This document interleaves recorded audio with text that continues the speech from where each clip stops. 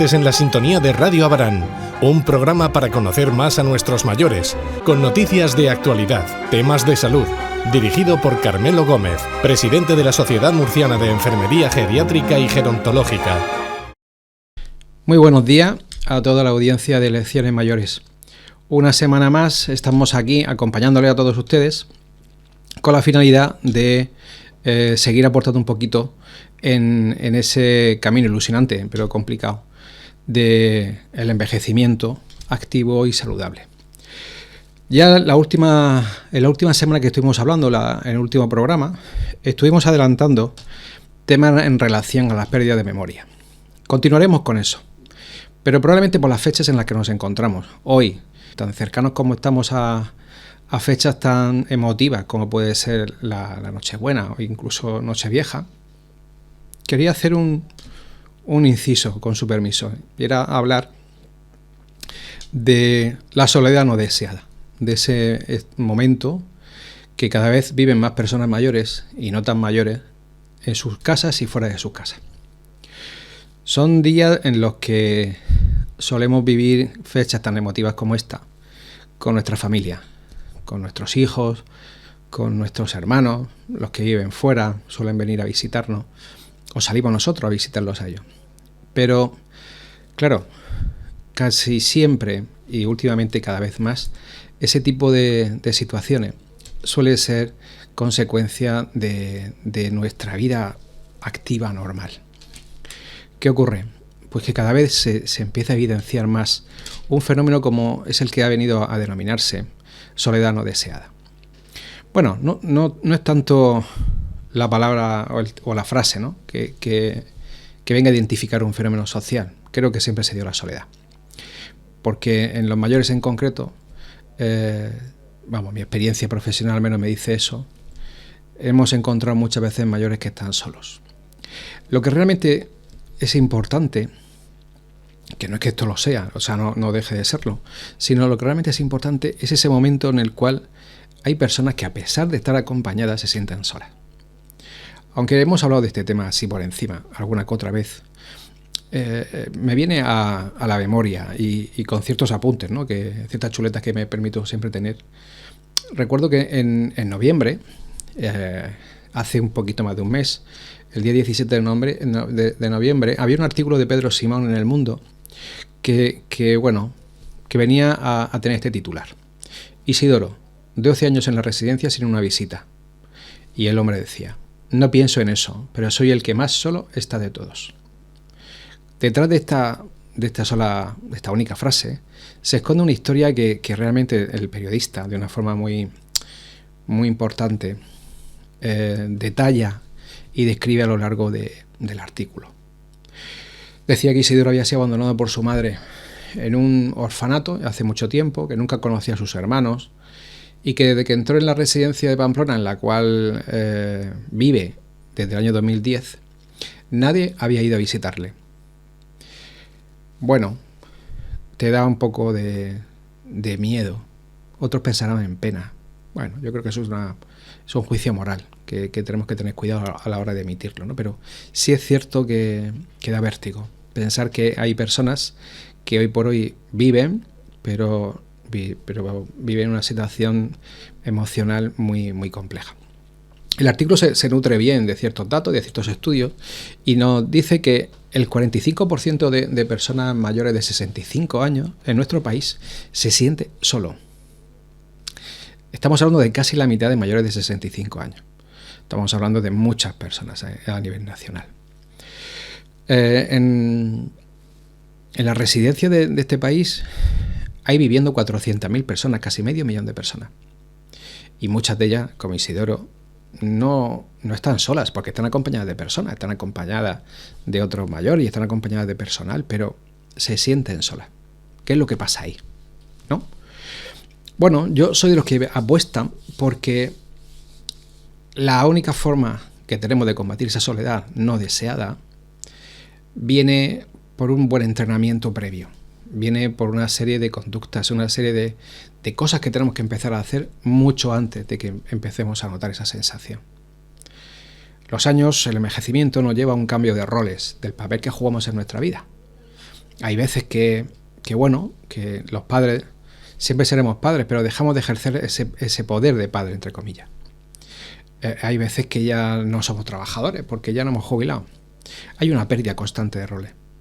Uno de los grandes problemas es que todo se ha contemplado como una pérdida sin focalizar nuestra atención en las ganancias que nos llevamos con el paso de los años, que también son muchas. También el panorama que nos espera es bastante desolador, sí, está claro. O sea, tenemos que empezar a despertar ya, ¿no?, de este tipo de situaciones, porque pensar que no tenemos nada que hacer en nuestra vida es un error, es un verdadero error. No hace mucho tiempo, el 30 de noviembre, hace 21 días, Susana Hernández en La Verdad publicaba un artículo muy emotivo, iba a decir especial. Todos son especiales cuando hablan de mayores, pero en este caso nos cuenta la historia de Matilde. Matilde, que tiene 94 años, que vive sola con menos de 700 euros de pensión. El artículo nos cuenta la historia, la pequeña historia, que luego veremos que tiene una gran traducción, ¿no? Una gran lección, una lección mayor. Matilde la veían salir todos los días de casa.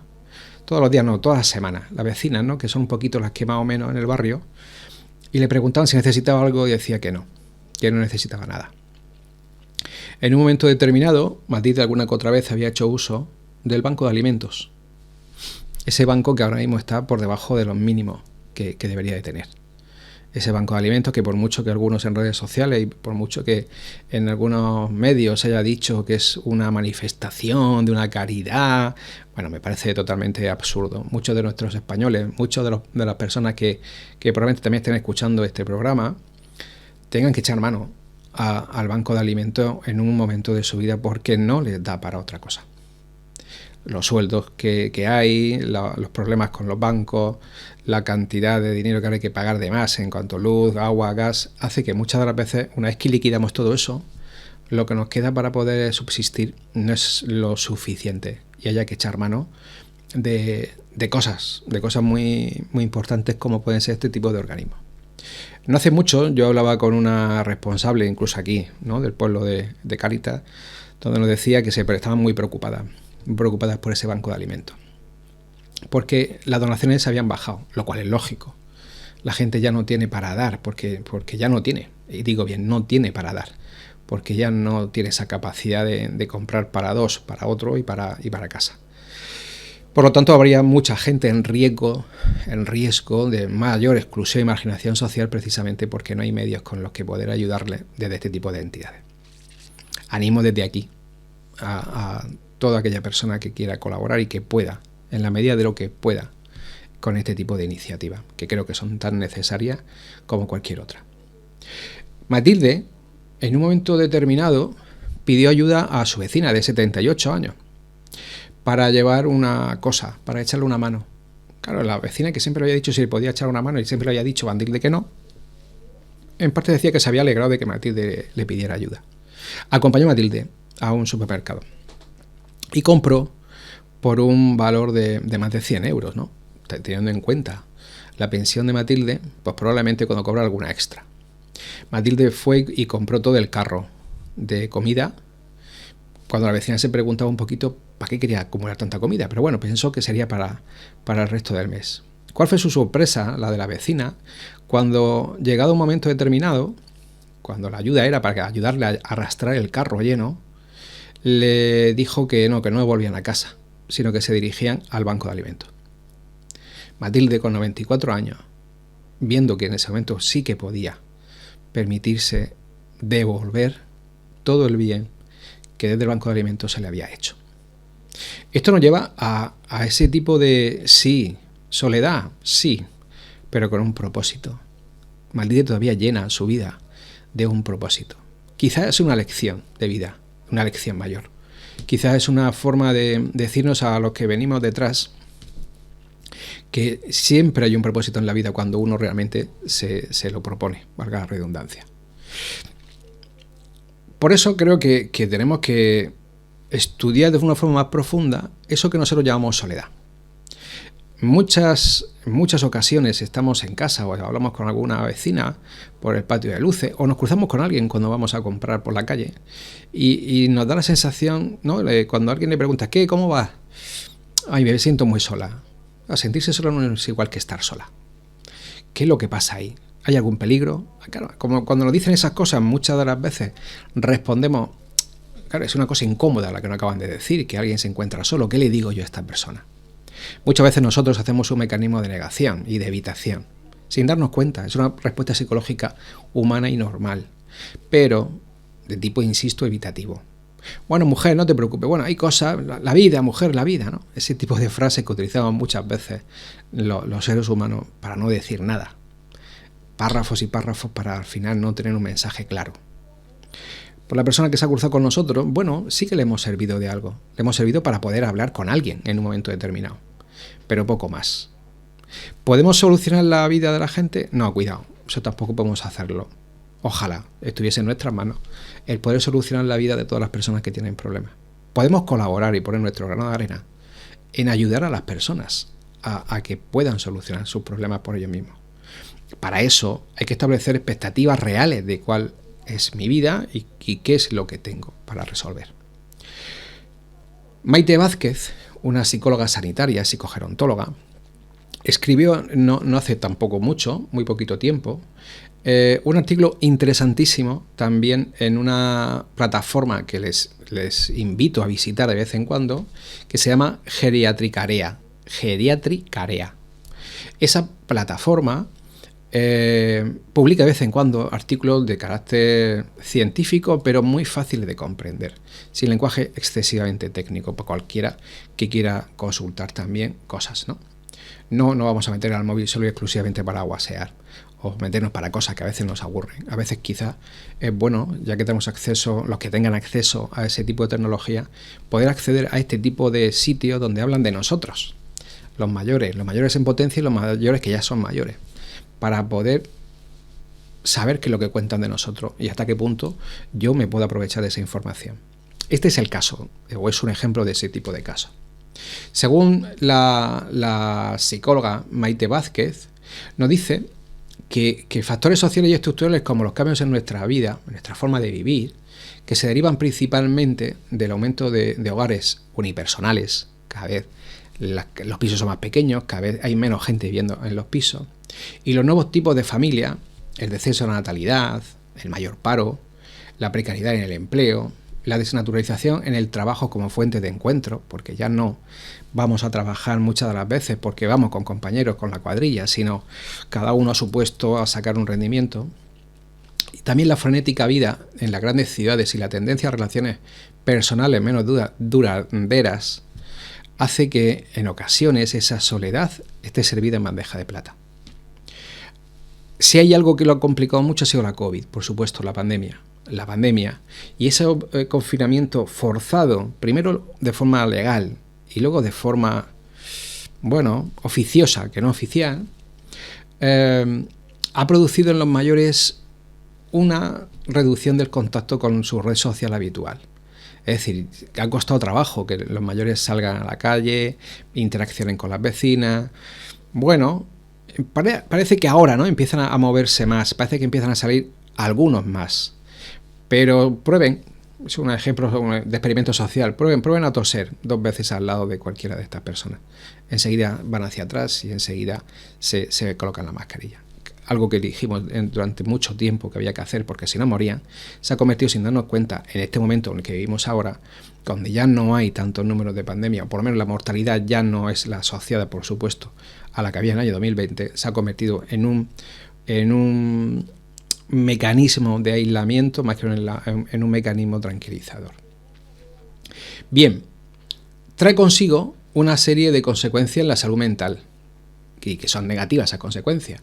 Por ejemplo, la reducción o inactividad física y, por supuesto, las consecuencias directas de esto, como pueden ser problemas del sueño, insomnio o incluso somnolencia diurna. También el aumento del deterioro cognitivo. ¿Por qué? Porque, claro, una persona que se mueve, que sale poco y que interacciona poco con personas, hace poco ejercicio cerebral. Y decíamos en el anterior programa que era fundamental hacer ejercicio de carácter cerebral. personas que ya están con actividades como tipo talleres o las tertulias, terapias grupales, el voluntariado y en las asociaciones, pues que aquí en Abarán, desde luego, han proliferado muchísimo y que funcionan normalmente muy bien, pues afectan el estado emocional y anímico en no hacer ese tipo de cosas. Y por supuesto, un aumento de la sintomatología, de los síntomas, de los cuadros ansioso-depresivos o bien por separado, cuadro ansioso o cuadro depresivo. ¿Qué efecto produce la soledad respecto a la salud? Esa soledad no deseada, decimos que, bueno, repercute en el bienestar psicológico, problemas de hostilidad, resentimiento, depresión, tristeza y ansiedad. Dañan la emoción, la cognición y conductas de salud, como mayor riesgo de adicciones, como puede ser a la medicación, o incluso a sustancias, como puede ser el alcohol. También peor calidad del sueño, y también con algo que nos da miedo hablar en el siglo XXI, pero que está ahí y cada vez es mayor, como es la ideación suicida, el pensar ¿qué hago aquí? Que no me merece la pena vivir. Ojalá mañana por la mañana no me despertara. Eso se llama ideación suicida y puede ser un síntoma clarísimo de otros problemas de salud mental. Por eso, cuando veamos que eso esté ahí de una forma reiterada, hay que decírselo a nuestro médico. Bien, hay mayor riesgo también de morir prematuramente, ¿de acuerdo? En torno a un 14%. Más casos que si no tienes este tipo de problemas. La soledad crónica, por lo tanto, la que no se produce durante unos meses solo, sino la que ya llevamos arrastrando más de 6 meses como poco, ejerce un efecto negativo en la salud. Así que produce a nivel físico e inmunológico mayor enfermedad coronaria y vascular. Hay un estudio muy interesante del año 2019 donde directamente relacionan las personas que viven en soledad no deseada con mayor patología vascular cardíaca y también vascular cerebral. Eso significa mayor probabilidad de infarto, mayor probabilidad de ictus o trombosis, como solemos decir nosotros en un lenguaje de hablar por la calle. Mayor riesgo de constipados, catarros, gripe, neumonía. A nivel psicológico y emocional, hostilidad, ansiedad, hemos dicho, resentimiento, peor percepción de nuestra propia imagen corporal y de quién somos nosotros. Cada vez pensamos que no valemos para nada, decimos que realmente ¿para qué? ¿De acuerdo? A nivel de conducta, bueno, mayor riesgo de sufrir accidentes domésticos e incremento de la obesidad, directamente bien sea por el sedentarismo, por no movernos, o bien sea como por esos trastornos que hemos dicho antes también, ¿no? De tipo conductual, que a veces comemos y no quemamos. El metabolismo se altera. A nivel social, pues lógicamente hay un déficit de las interacciones sociales. Muchos de nosotros nos hemos cansado ya del móvil y de las videollamadas. Eso valió durante un tiempo, pero ahora ya no nos vale. No hay nada, absolutamente nada que pueda sustituir la caricia o la proximidad con un ser querido. Nada, ni un iPad, ni un móvil, ni un ordenador. Nada. A nivel de mortalidad, aumenta la ideación suicida, como hemos dicho, y mayor riesgo de morir antes de tiempo. ¿Qué podemos hacer? No vamos a ser negativos todos. Ya hemos puesto el problema. Pero vamos a decir entonces, ¿qué podemos hacer nosotros de momento? ¿Qué puedo hacer yo que vivo sola? ¿Qué puedo hacer que me siento sola también? No hace falta que viva sola, sino que a veces me siento sola. Bueno, hay ciertos programas de prevención, sobre todo aquellos que son los que hemos hablado ante todos estos programas de prevención de envejecimiento activo y sobre todo lo que se llama exitoso, con éxito. Por ejemplo, desarrollar emociones positivas, fortaleza del equilibrio, ¿de acuerdo? Que configura de alguna forma a una persona valiosa y segura. Siempre nos vamos a convertir en personas mucho más seguras. Hay que apreciar el presente. Por lo menos deberíamos de aprender, que es complicado, porque claro, si hemos llegado aquí, salir de aquí es mucho más complicado. Aprender a valorar el presente. Aprender en un momento determinado a ajustarnos y adaptarnos a la vida que tenemos. Uno de los problemas mayores que podemos tener estando solos es tener expectativas de nuestra situación mucho más altas de lo que la realidad nos devuelve. En un momento determinado hay cosas que durante un tiempo nos valió como una meta, como un sueño o un objetivo a realizar, pero cuando vemos que ya no se realiza y que no se puede realizar, hay que adaptarse. al cambio que se ha producido. Hay que adaptarse a la situación física a veces. No, a ver si se me quitan el dolor de las piernas y cuando se me quite el dolor de las piernas, pues ya saldré. Bueno, pues hay veces que hay que buscar soluciones intermedias. Es decir, si ya sabemos, nos han dicho que tenemos una artrosis, que con la edad que tiene o con factores de riesgo cardiovascular tiene más problemas, que no te quieres operar de la rodilla por eso, no te puedes quedar en casa, porque hemos dicho todo lo que puede pasar. Hay que pensar entonces, vale, sabiendo que me duele, ¿qué puedo hacer para poder mantener interacciones con otra gente o poder salir de aquí? A eso se refiere esta recomendación. También recomienda esta psicóloga sanitaria fomentar mucho la psicología positiva, la inteligencia emocional, prácticas que no suenan así como muy raras, pero que son fundamentales, como el mindfulness, o también la meditación, la respiración muy personal, ¿de acuerdo? Los ejercicios de relajación, que funcionan muy bien y que se basan, no nos olvidemos, en el presente, en centrarnos en las cosas de ahora. También la concienciación de programas comunitarios de tipo comunitario y social, es decir, de los que estamos en la sociedad, a grandes rasgos. Aumentar la red social, participar en actividades asociativas, participar en todo tipo de actividades. Abarán es un pueblo donde se mueven y se hacen cosas. No se pueden hacer más cosas que estuviésemos en Madrid o en Barcelona o en Murcia siquiera, pero donde todavía se hacen muchas cosas, afortunadamente. Es bueno participar. ¿Te gustan más? ¿Te gustan menos? El objetivo no es que me guste, pongo un ejemplo solamente, ¿no? Que me guste el encendido del árbol. El objetivo no es que me gusten más o menos las luces que han puesto del árbol, no tiene nada que ver eso. El objetivo es salir y participar en esa actividad comunitaria, en ver, en apreciar, en considerar lo que tenemos en el entorno, en participar en esa masa que está participando como nosotros.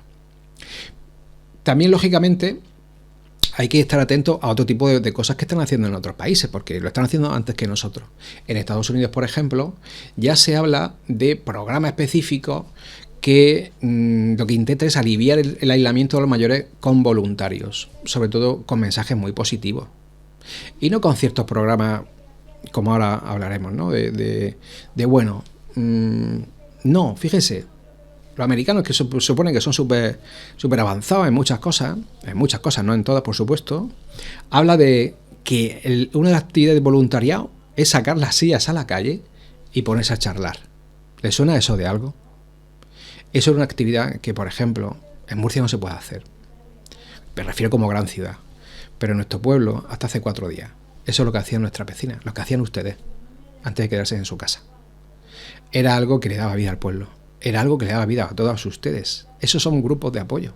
Es decir, cuando uno salía por la tarde-noche a caminar con la vecina para bajar la cena, recuerdo que decía, y al final se juntaban otras 3 vecinas de la otra calle, o cuando salían de vez en cuando a ese corrillo que se montaba alrededor de la casa de alguien en concreto, eso es una actividad que nos permitía socializar con la gente que teníamos alrededor. Es algo que tenemos que apreciar. Recordemos lo que acaba de ponerse en marcha, ese Belén, podemos decir, ¿no? Viviente, precioso, en La Solana, que este pasado fin de semana ya se ha puesto en marcha. Eso es oro, y es oro no solamente por el valor que puede llegar a tener como actividad cultural, sino porque es una actividad que de forma altruista montan vecinos y que invitan a todos los vecinos del pueblo. Eso es fundamental. ¿Por qué? Porque nos da la oportunidad de interactuar con otras personas, de despejar nuestra cabeza, de salir de ese agujero llamado soledad. Yo no soy mucho de los programas, de las campañas de tipo beneficente o caritativo, mal entendida esa caridad. Insisto, la caridad es fundamental para la vida, pero hay caridades mal entendidas y campañas como, por ejemplo, adopta a un abuelo, aunque ha tenido mucha repercusión en redes sociales, y estoy seguro de que la campaña va con un mensaje o con una idea muy concreta, porque si nos metemos a la página web de las plataformas que lo están poniendo en marcha, vemos que no se limita a esa palabra de adoptar un abuelo. Por supuesto que no.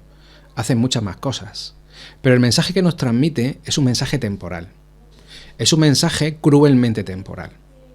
Me recuerda mucho, no sé si ustedes llegaron a ver la película de Luis García Berlanga, este director nuestro valenciano que falleció hace pocos años, que se llamaba Plácido.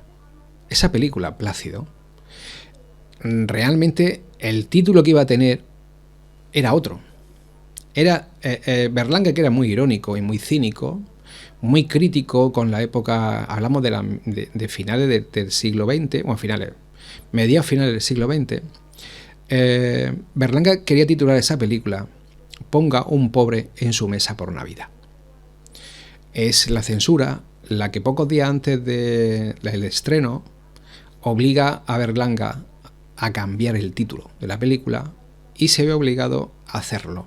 Al final, la película se llama como el protagonista, Plácido. No voy a hacer spoiler, porque es la película que precisamente le voy a recomendar si pueden ver junto con otra más, ¿no? Esta semana. Lo que se hacía en la película era que realmente esa campaña, que era real, fue una campaña de la dictadura, intentaba llamar la atención sobre personas que, como era la pobreza en una España de la posguerra, muy paupérrima, muy pobre, se intentaba movilizar lo que estamos diciendo, ¿no? La red social, de alguna manera, pero la forma de hacerlo quizás no fue la más adecuada. Llevar un pobre a tu mesa por Navidad me parece cruel. Me parece cruel.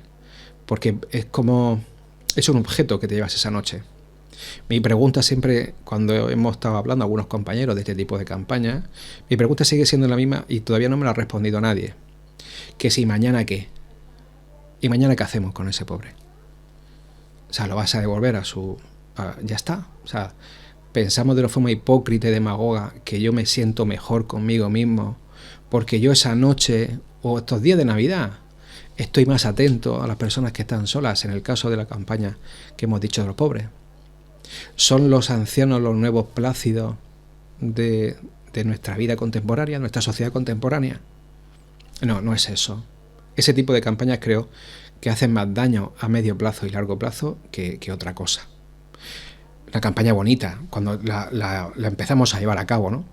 Una de las cosas que hacen de una forma preciosa es que mucha gente de forma altruista escribe cartas a los mayores que luego muchas personas llevan a la residencia para aquellos mayores que están solos. La pregunta sigue siendo la misma. ¿Y mañana? ¿Qué va a pasar mañana? Yo recuerdo algo que para mí fue demoledor, pero también me llevó a la realidad. Hace muchos años, cuando yo trabajaba en la residencia de aquí, yo me vestía de Papá Noel y a veces de Rey Mago, ¿no? Pues como todo, y otras compañeras también. Y el día de Nochebuena, esa tarde, recuerdo que tanto la directora como el personal hacíamos un intento para que doliera menos esa noche a los mayores. Por mucho que le pongas una cena fuera de lo común, por mucho, son días de familia, digamos lo que digamos.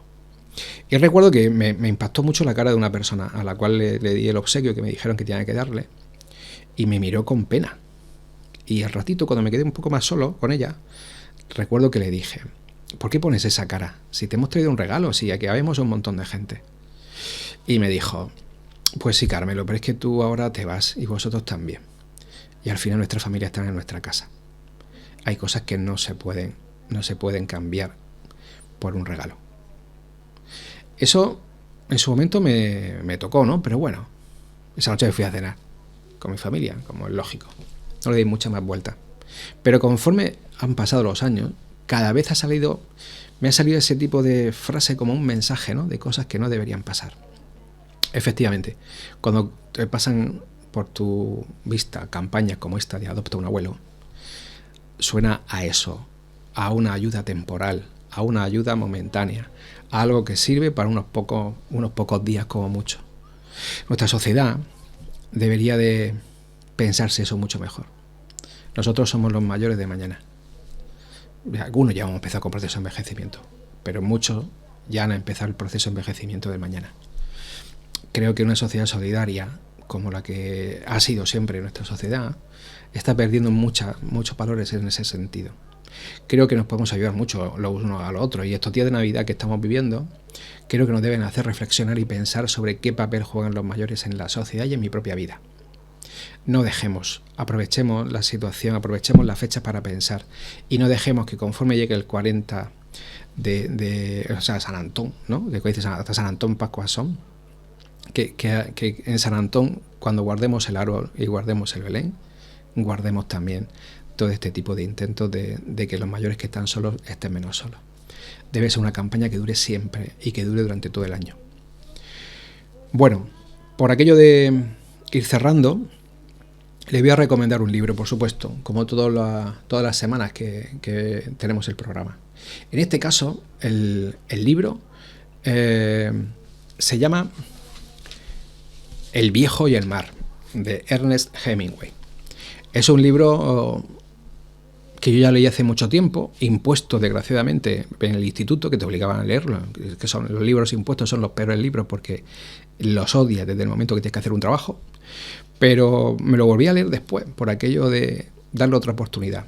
Y sinceramente me hizo pensar cosas.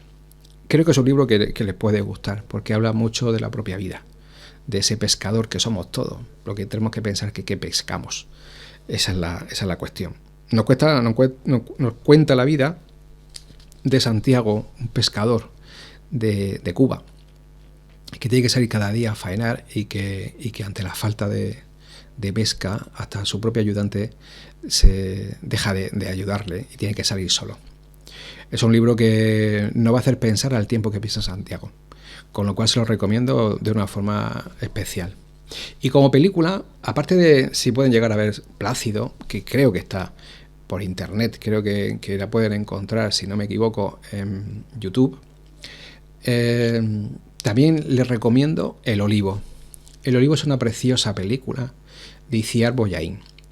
El reparto es Ana Castillo, Javier Gutiérrez y Pep Ambrós. Es una película que nos lleva a qué podemos hacer los jóvenes por estos mayores. El Olivo representa todo el saber popular, representa el papel que juega el abuelo de Alma, que es la protagonista, en su vida, ¿no? Y hasta qué punto podemos hacer cosas por ello. Espero que disfruten la semana, espero que tengan una muy buena Nochebuena en familia y por supuesto espero que nunca olviden en su mesa que fuera hay gente que está sola y que al menos, como poco, seguro que le agradecerán que nadie les olvide, por lo menos que los recordemos, si no podemos estar con ellos. Que pasen una buena semana. Todos los martes en la sintonía de Radio Abarán, un programa para conocer más a nuestros mayores, con noticias de actualidad, temas de salud, dirigido por Carmelo Gómez, presidente de la Sociedad Murciana de Enfermería Geriátrica y Gerontológica.